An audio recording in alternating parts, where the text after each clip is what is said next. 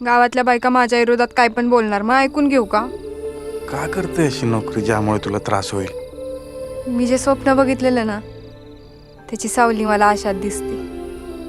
गावांच्या गल्ल्यातून फिरताना, लोकांशी बोलताना, लोकांना माहिती सांगताना मला असं वाटतं हे काम जर देशासाठी असेल तर त्यात माझा छोटा वाटा असन की.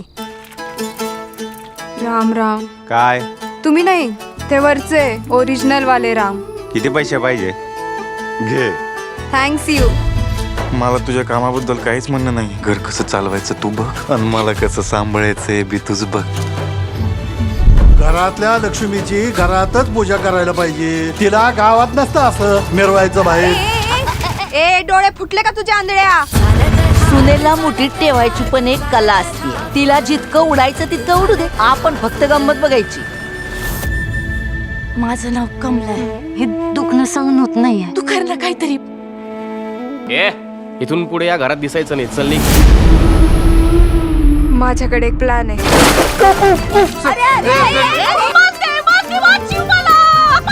तू गरोदर आहे. कसं? हे असं चाललं थुत्तार घेऊन असं असं. कसं? पदर घ्या डोक्यावर, चांगलं तोंड झाकून घे. पदरवर घ्यायचा नाही. तुला जेवढं सोपं वाटते ना तेवढं सोपं नाही ते. माझ्याशी जर कुणी वाकडत गेलं तर मी कुणाची खैर करणार नाही. निळ्या साड्यावाल्या बहिणी तुला शिकवलं ना सगळं. कुटुंबामध्ये नोकरी घुसवते तू. मी ही नोकरी सोडून दिल्यावर सगळं ठीक होणार असेल तर मी आशाचं काम सोडून देते.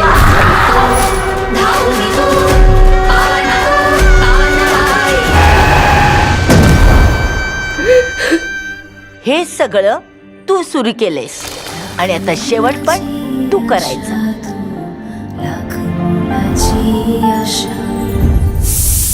कुकर गॅसवर ठेवून कुठं उलटली होती ग? मी आत गेली की कुकर फुटला आणि मी वर डागात. मी एक पिक्चर पाहिला होता, त्याच्यामध्ये हेमा मालिनी ललिता पवारला असंच मारून टाकती. काय म्हणाली का भावाने?